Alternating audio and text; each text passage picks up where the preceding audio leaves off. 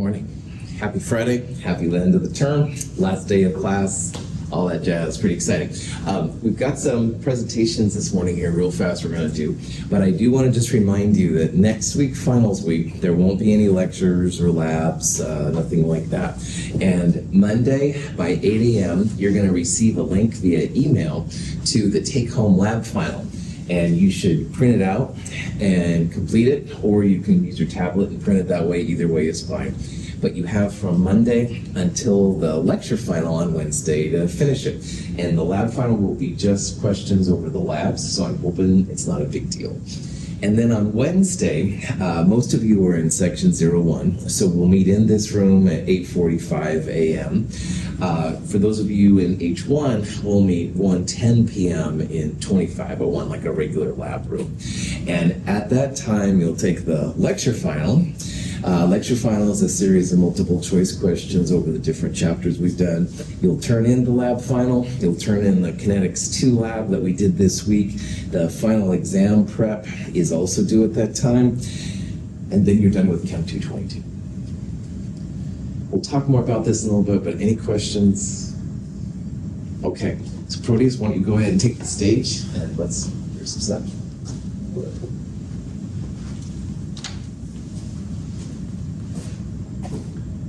Good morning, everyone. My name is Protea Mucho. I'm going to present the sodium chloride. The sodium chloride, it has a crucial importance to our life. Let's jump with introduction. The sodium chloride, commonly known as table salt, is essential compound composed of sodium and chloride ions. It plays a vital role in biological functions such as food preservation and various industrial applications. Let's go to the historical background of sodium chloride. It's used for essentially as food preservation and currents, essentially in development of trade routes. The chemical understanding advanced in 19th century. Let's go to the chemical and physical properties of sodium chloride. The sodium chloride has molecular function, as you see, is a NaCl. It has a melting point of 901 degrees Celsius. It has a boiling point of 1430 degrees Celsius. It is a highly soluble in water, form a cubic crystal lattice. It conducts electricity in water or dissolved state. Let's go to the use and applications. I decided to go through the uses and application by texting, but I will show you in the pictures how it used. It used for food industry, used for seasoning and preservation. It used for essentially in saline solution, and also used in chloride and sodium hydroxide production. De-icing. It helps prevent ice formation on roads, especially when we got ice or snows. It's used for removing that kind of snow. Water treatment, used for softening hard water. Biological important, essentially for nerve signal transmission, helps to maintain osmotic balance and hydration, and it plays a role in muscle contractions. Appearance and extractions. We found in seawater and rock salt deposit. Extracted through seawater evaporation, mining, and vacuum evaporation. Environmental and economic consideration. Excessive salt use leads to soil degradation. Low salt can pollute freshwater ecosystem, and global demand continues to grow with major producers being China, USA, and India. Let's go to the funny fact of sodium chloride. The word salary comes from Latin word for salt, salarium. Too much salt can lead to high blood pressure. It lowers the freezing point of water, and why it's used on ice loads. As a conclusion, sodium chloride is a crucial compound in human civilization with vast application in food, medicine, industry, and environmental management. Its stable properties and widespread available make it dispensable. This is how the crystal structure of sodium looks like. And also this is the Lewis structure of sodium chloride. This is how it looks like when they are start mining processing of sodium chloride. Let's go to how it used for removing that kind of ice or snows in the road. I know everybody knows how it used, right? This is the crystal structure of sodium chloride. It has positive ion and negative ion for sodium and negative ion for chloride. This is the Lewis structure of sodium chloride. Thank you for paying attention. Nice job. Any questions? All right, nice job. Well done. Very cool. I like your fun facts. State faculty. All right, so there'll be quick station identification here.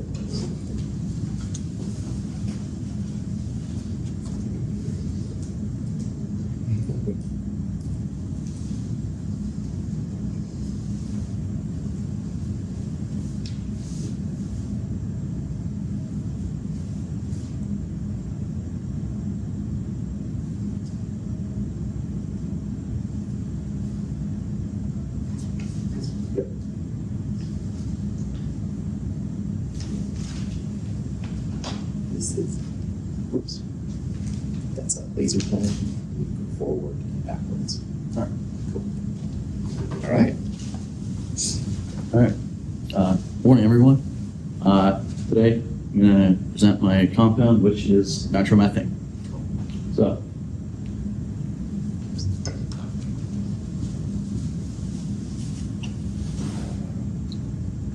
There, it's this little one over there, and that one will go backwards. Yeah. so this is the chemical structure, and you can see that the carbon and the nitrogen are the main bonds, and it's also bonded to 3 hydrogen atoms and 2 oxygens, and that one oxygen has a double bond. So the main inventor or person that is commonly shown off as the inventor, I guess, Yeah. for lack of a better term, is Herman Kolbe. It was invented in the late 1800s, and it was, he also was the first to start using synthesis as in the chemistry context, and he also had a doctorate in chemistry and was a professor at the same university that he graduated from.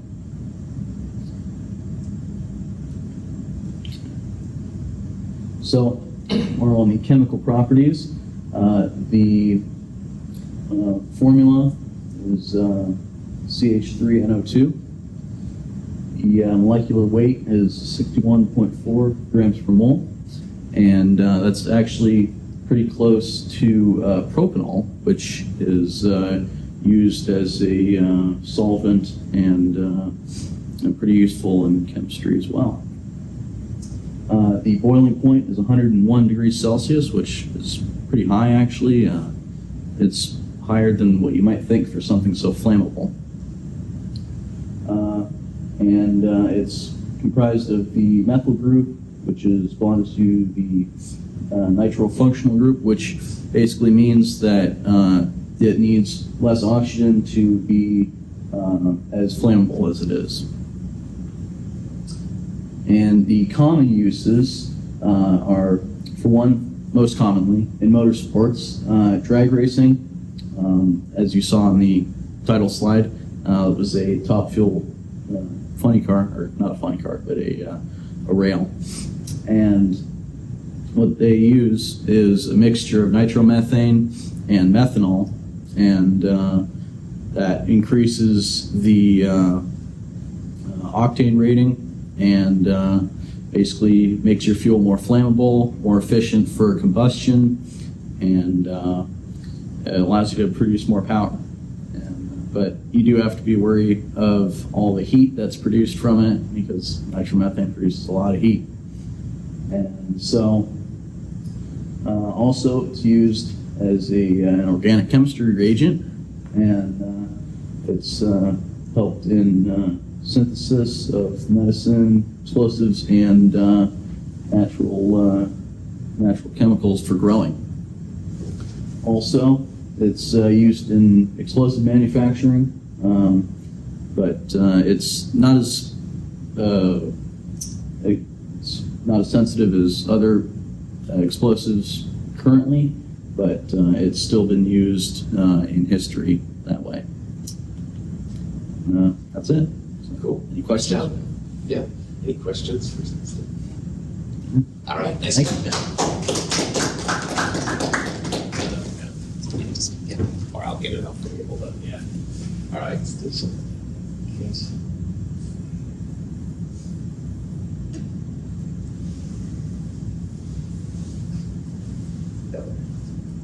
Awesome. All right. Thank you. Thank you. All right. My thanks to the presenters. They're very, very cool. I appreciate it.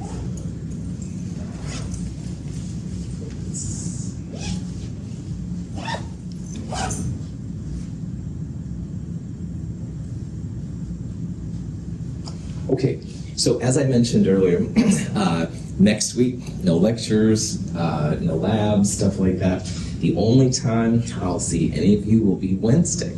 And Wednesday at 8:45 in this room for those of you in Monday's lab, and at 1:10 p.m. at 2501 for those of you in the afternoon lab on Wednesdays. We'll meet that time. And at that time, you'll turn in the lab final, which you'll get a link to on Monday, so you can start working on it right away. You'll turn in the Kinetics 2 lab that we did this week, and then also the final exam prep worksheet is due. So that's 5 questions, question followed by the answer, show your work and stuff like that. The lecture final is 32 multiple choice questions over all the different chapters we've seen. So Lewis structures all the way up to half-lives and stuff like that. The 5 short answer questions will be the same. About 2 hours in length. The end is in sight.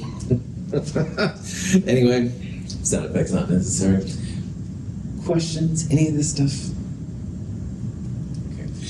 Tomorrow, you're thinking about something, you're like, oh, what's that? What's the answer to that? Definitely email me, all right? Because I know this is kind of a crazy week and stuff, and I do appreciate your hard work, so try to get it on. We're going to continue on with some review questions. I'm focusing on kinetics and nuclear chemistry since it's the newer stuff, but there will be some questions again over Lewis structures and molecular orbital theory, stuff like that. We left off with this question on Wednesday, and it says, which of the following rate laws would correspond to this mechanism? And on Wednesday, what we did is I talked about how NO2 and NO2 goes to NO3 and NO, and then NO3 reacts with CO to make CO2 and NO2. And one thing that's really important about all these mechanisms, if you see them, is that if you combine the individual steps together, you'll get the actual chemical reaction which is happening. So like we talked about in the problem set this week, an NO3 is created here and it's used up right there, so it won't be part of the final part. And an NO2 is used up here, but it's recreated right there. So the chemicals that are left over here are NO2 and CO, making CO2 and NO. That's a pretty sloppy O. Anyway, sometimes reactions are single step. Everything comes together at one part and you're good to go. And if that was the case, the reactants would be part of the rate law. So in this case, you would think, well, rate law equals K times NO2 times CO. But chemists are really concerned about the slow step. That's called the rate determining step, the RDS. And a chain isn't stronger than the weakest link that holds it together. A reaction isn't faster than the slowest step. So what that means for you, all the reactants in the slow step are going to be part of your rate law. So for this one, because the slow step has two NO2s coming together, you could write it rate equals K times NO2 times NO2, or rate equals K times NO2 squared. There's no CO at all in your rate law. So what that says is that CO, man, when it's ready to go, it's going for it. It's got the nitromethane in it, I guess, whatever. Anyway, it's the NO2 here which is slowing you down, all right? So that's what it means to be second order. In the slow step, you've got two of the same chemical like coming together to do it. And we also talked about briefly how because CO is not in the rate law, we would consider CO to be a zero order reactant. It doesn't affect the speed of the reaction. So I think this kind of summarizes this from this problem from Wednesday, but are there any questions? Is that pretty cool? Okay. So this is another kind of question which is related to the one I went through, and that's why I wanted to kind of talk about it here. This one says, use the rate laws to determine which reaction is most likely to occur in a single step. And like I said up here, if this reaction had been a single step, then rate would equal K times NO2 to the first power times CO to the first power. Literally, the reactants would be part of the rate law. So see if you can look at these and figure out which of those would be a single step. And again, you want the reactants to be part of the rate law as is. So this one you wouldn't use because there's two NO2s. You'd have a NO2 squared if that was a single step. So see if you can do that to figure out which one is the best one.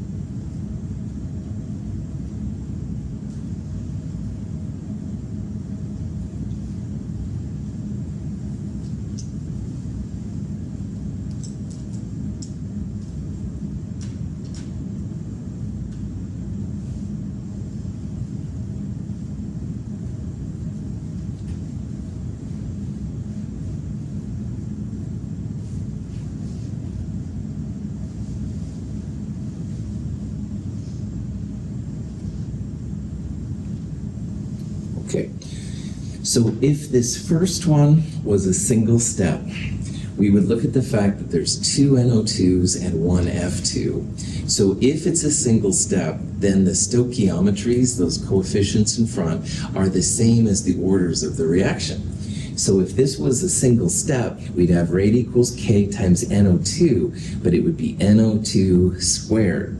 F2 to the first power is cool. We've got one F2 and there's one F2, so that's good. So A is not a single step. That's going to be a multiple step. And B is close to it.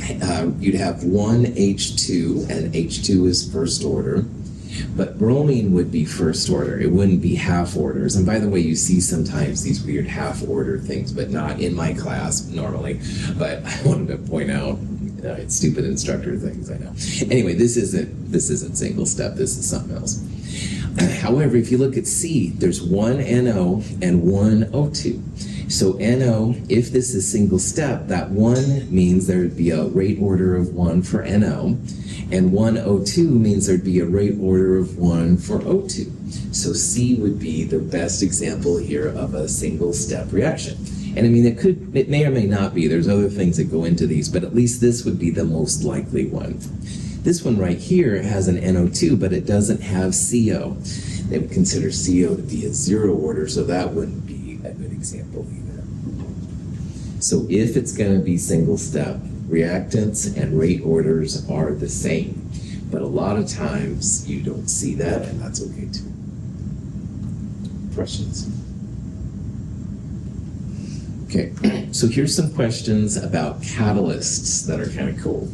And I'm kind of curious and stuff here, which one you think is incorrect. Now, if you're sick of kinetics, you might think catalysts and catalysis, the study of kinetics, is not cool. Well, catalysts are cool. We use them in our bodies and stuff, so don't pick answer E here. The answer I'm looking for is going to be A through D. So see if you can figure out which of those is an incorrect statement. I think E is true, but it's not. It's actually A.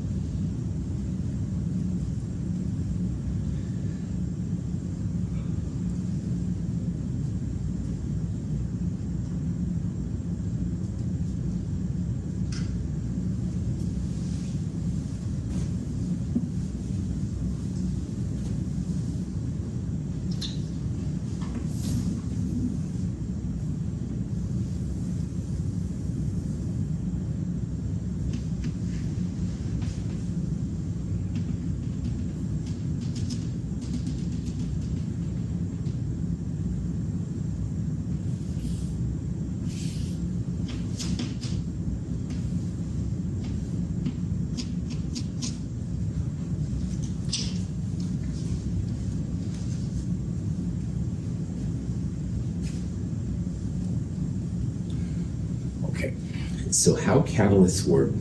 Let's pretend that we have reactants going to products, and this is an exothermic reaction because products are lower, all right? Well, normally, to get from reactants to products, you have a pretty big here energy of activation. And the higher the energy of activation, the slower the reaction goes, basically. So it would happen, but it would take longer periods of time. So in this dotted line here, I've written what would be a catalyzed reaction. And one thing I want you to see is that, first of all, reactants to products, same energy, all that kind of jazz. But what it does is it lowers your energy of activation.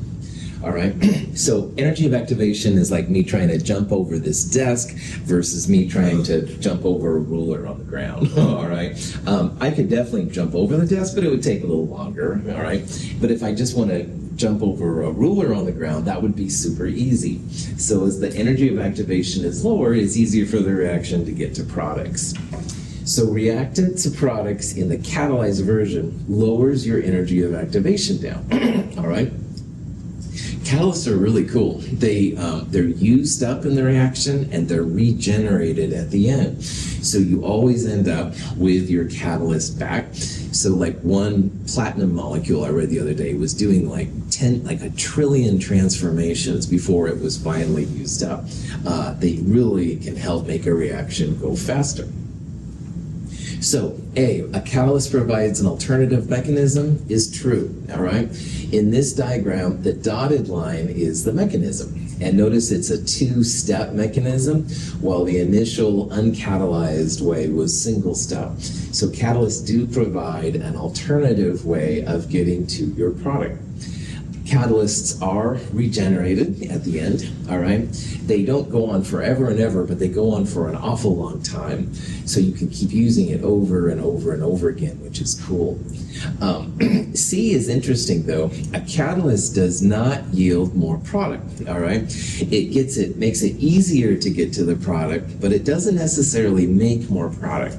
Now you'd probably make more product, per second or something like that, but overall it's gonna make the same amount as if you didn't put the catalyst in.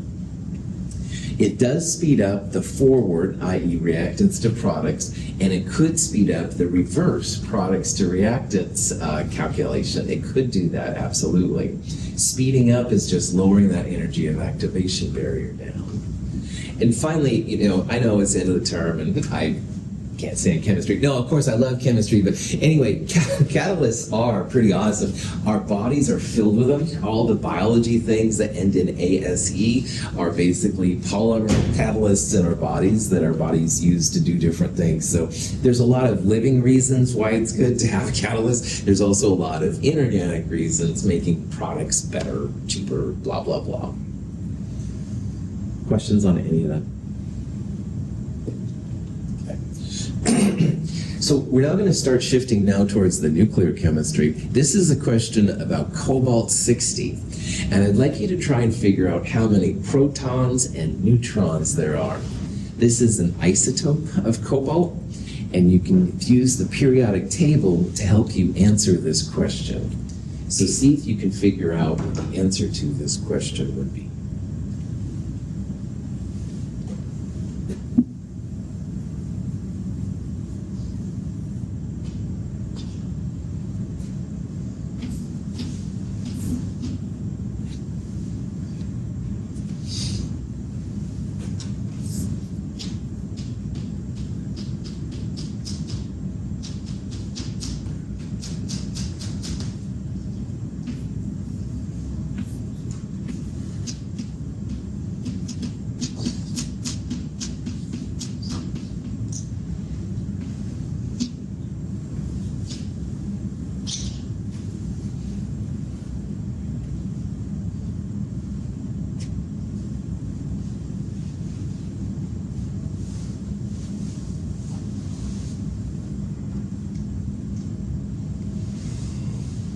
Cool. So your good friend, the periodic table, will help you figure out how this all works. Just as a quick review, the upper left-hand corner, the 60 here, is what they call the mass number, and it's equal to protons plus neutrons. The lower left-hand number is called the atomic number, and that's just equal to protons.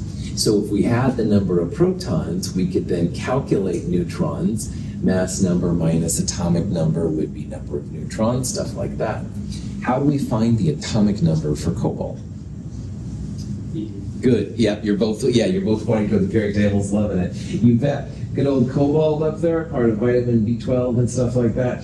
Cobalt is number 27, all right? And the 27 is the atomic number. That's the number that goes down there. So right away, we have 27 protons in the cobalt. And the top number, it's protons plus neutrons.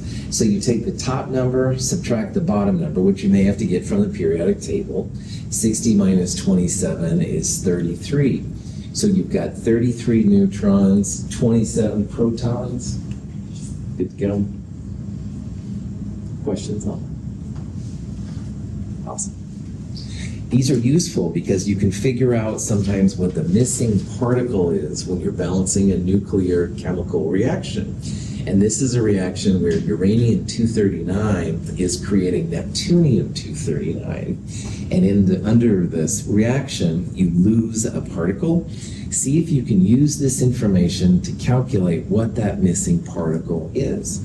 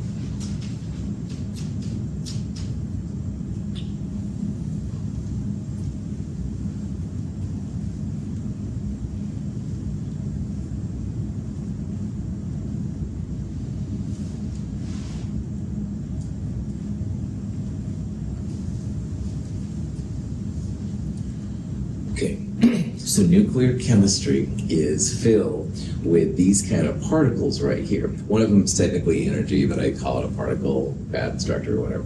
Anyway, 4,2 helium, which is also 4,2 alpha, is an alpha particle. It's a type of radioactive emission that happens with a Brownian reaction.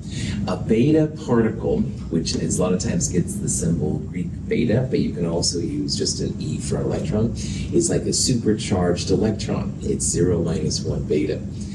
Gamma rays are just gamma. Sometimes you'll see 0 and 0 by them. That's fine if you want to write that. A neutron is 1, 0, N. And a positron, which is an anti-electron, is a 0 plus 1 beta. It's kind of the opposite of a regular beta particle. So in this problem, you want to figure out what this missing piece is. And the punchline here is that all of the mass numbers on the reactant side must equal the mass numbers on the product side. So 239 is the only mass number on the reactant side, and that equals whatever is missing plus 239. So it's like 239 equals X plus 239. And the only thing that makes sense there would be 0, because 0 plus 239 is 239. All right. Do the same thing with the atomic numbers on the bottom. So for this one, you'd have 92 equals X, the unknown, plus 93. And you want to get X by itself, so you could subtract 93 from both sides. You should end up with negative 1, because 92 equals minus 1 plus 93, okay?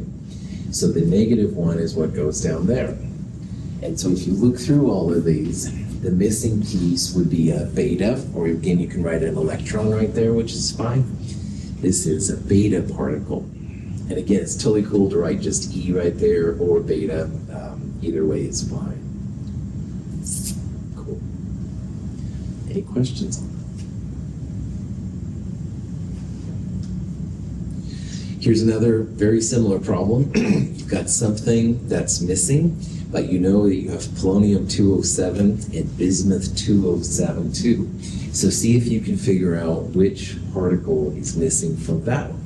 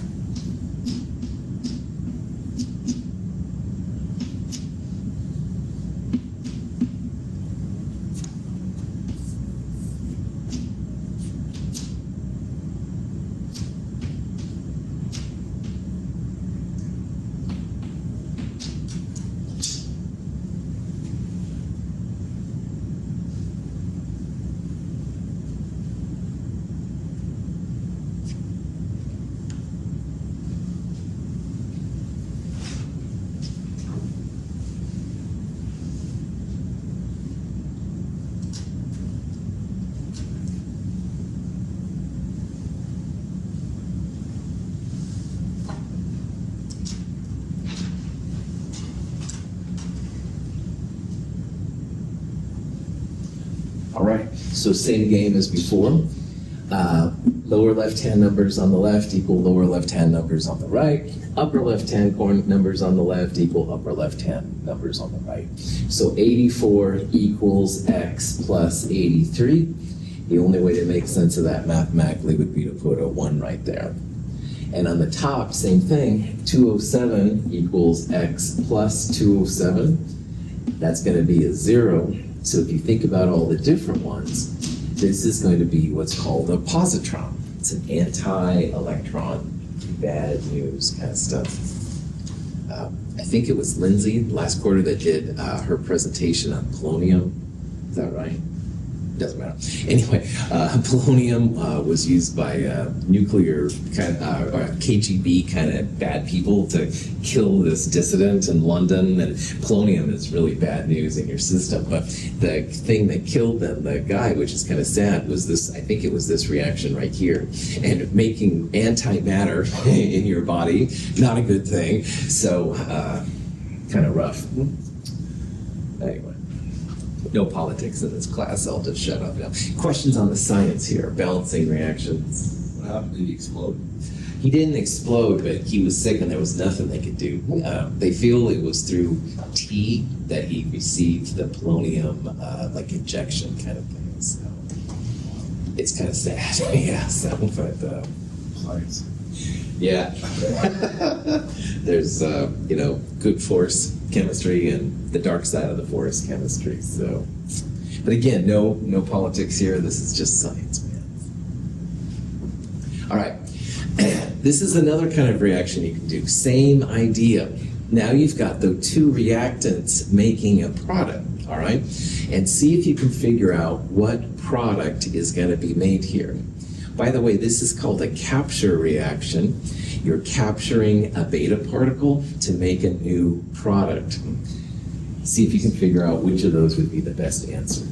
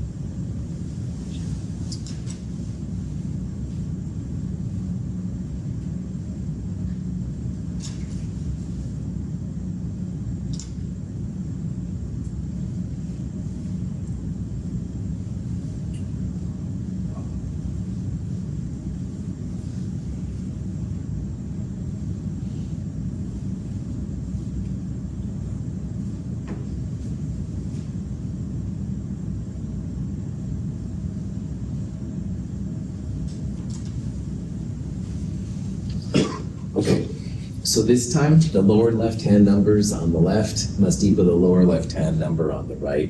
So 20 minus 1 would equal 19. Same thing with the upper numbers. 41 plus 0 would equal the upper number, which is 41. We need the symbol here because this isn't one of our normal things. And if you look on the periodic table, it's potassium. So this would be potassium 41, all right? So same kind of thing. And again, like I said, this is an example of a capture reaction. Yeah, the reactant is capturing a particle to make something new. You could have a neutron capture. You'd have a neutron up here instead of a beta particle, but same idea. So the last one was losing a particle. This is gaining a particle. That's right. This one right here is considered a decay or emission reaction, Marty. Yeah. And so in this one, we found out it was the positron. This would be called a positron emission or a positron decay. If you hear emission or decay, then what's being decayed or emitted is a product. And like on this one, when you figure out what it is, this is a capture reaction. So whatever's being captured is a reactant. Nice, excellent question.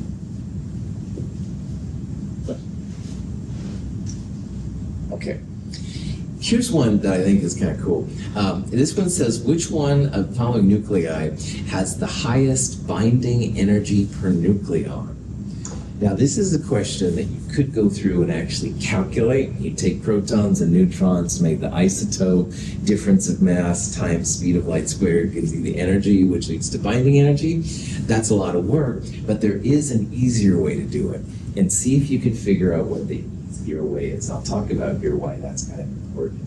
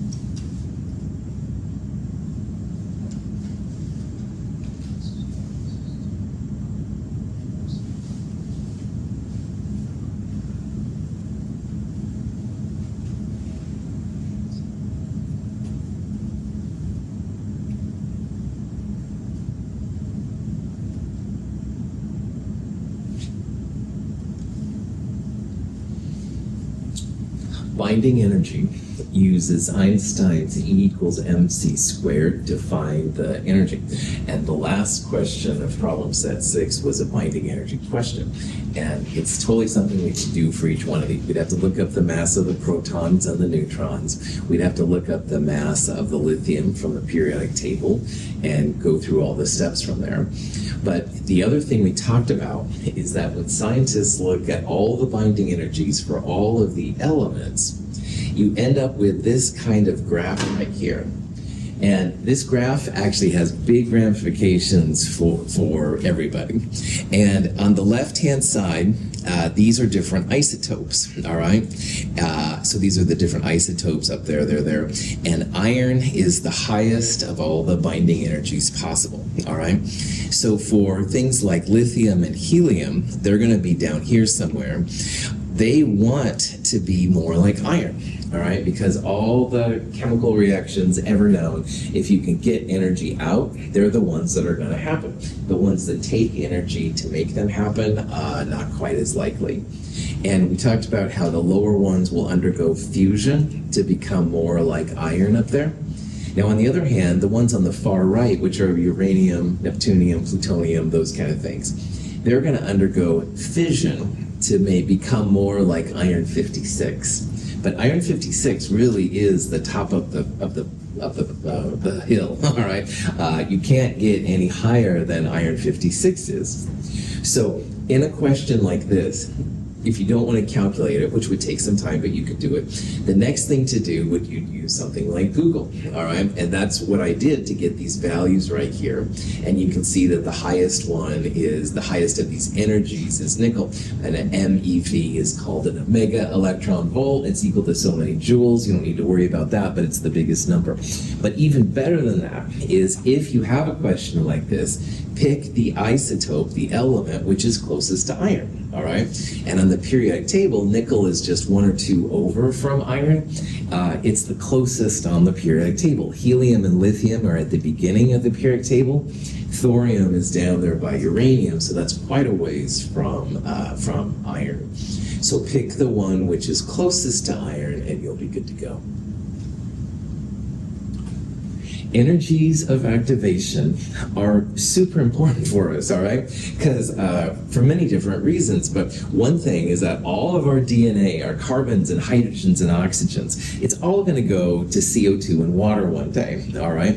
But thankfully, the energy of activation, the energy cost to do that is pretty high, because otherwise, going to CO2 and water is exothermic and it will happen. So that's good for life. But it's also good on this level because all the carbon, hydrogen, oxygen is down here. And one day, millennia away from here, they want to turn into iron as well. They want to be like that as well. So, whoo-hoo, energy of activation is cool. And I know you're like, Russell, at this point in the term, but it is really neat how it slows things down. And it gives us as life beings then a chance to develop and figure things out. Okay, I'm off my high horse. Questions? All right, I'm just going to show this one. I don't think you should do it. This is an example of actually finding the binding energy here for carbon-12. And here's the mass of the neutron, the mass of the proton, and the mass of the carbon. So the first thing you do is you find the change in mass. That'll be the final mass of the atom you're looking at, carbon-12, minus the 6 protons and the 6 neutrons. And you get a negative change in mass. You can use that negative number in kilograms times the speed of light squared to find out how much energy it represents. And it's just massive numbers of energy. This is the reason why elements form. They don't just stay as protons and neutrons. And then finally, the binding energy itself is always a positive number. You divide it by the number of nucleons, and nucleon is just how many protons and neutrons there are. It's like the mass number. So this would be the number on that last slide, that last picture I showed you for carbon-12, all right? It's part of the part getting up to iron 56. Here's just another example to kind of remind you of how this is all important too. In nuclear chemistry, the half-lives and stuff are really important. We looked at some of these on Wednesday, but I'll just talk about them here real fast again too. This natural log A over A0 or R over R0 equals minus KT. That's the first order integrated rate law. And a lot of these problems can be taken care of here. So in this problem, we're using this radioactive 131. Here's a half-life. We begin with 8.8 milligrams, and we want to know how much is left after 32.3 days. So there's a lot of stuff in here, but if you look down here, 8.8 micrograms is how much we started with, and we want to know at the end how much is left. So that'll be the A part. How much is left after 32.8 days? Excuse me. So in this problem, we don't have the rate constant K, and we want to figure out how much is left after 32.3 days. So we'll use the nice extension where half-life is 0.693 divided by K to calculate the rate constant K. Once you plug all of that in, you'll come out with the 0.54 micrograms left. And again, just as a reminder, A over A0 can be just about anything in chemistry. It can be moles over moles, grams over grams, micrograms over micrograms. It can also be molarity over molarity. It can be decompositions per second over decompositions per second. It can be percentages. It's just crazy how many things can do that. K and T are both positive numbers. They'll have the same kind of time unit. So you can see on this one, it's days for half-life, days for time elapsed. Your K would be inverse days. They have to have the same kind of time unit. And then finally, just all of these mass numbers are going to be positive numbers. Chemists don't do negatives real well. So make sure that if you get a negative number that you threw that one in there. Questions? All right, and then just one more real fast here. This is an example of a percentage problem, but you can use percentages in that natural log R over R0 or A over A0 equals minus KT. So this one has a half-life in hours, all right? We want to know how long it's going to take for the sample to decay to 15% of its activity. So what I would do, your A over A0 or R over R0 would be 15 over 100, all right? You started with 100% and you're down to 15%. I would turn the half-life into the rate constant K, so 0.693 divided by the half-life will give you the rate constant. And then finally, you can solve for the time elapsed. So on this problem, natural log 15 over 100 would be the A and A0, how much you started with versus how much you have left. The K part will be 0.693 divided by the half-life.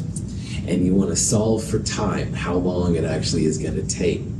And because all of the times were in hours, the time by default will come out to be hours. You could turn it into seconds or minutes or millennia, whatever, but usually it's easiest just to keep it in the same kind of unit. So it's a really versatile equation for this kind of stuff. Questions? That's it for Chem 222. Thank you very much for being here. I really appreciate it. Best of luck on your finals next week. If I can help you answer any questions and stuff like that, let me know. Spring break I can see the light of spring break through the tunnel, so just a little bit longer. Good luck. Have a great week.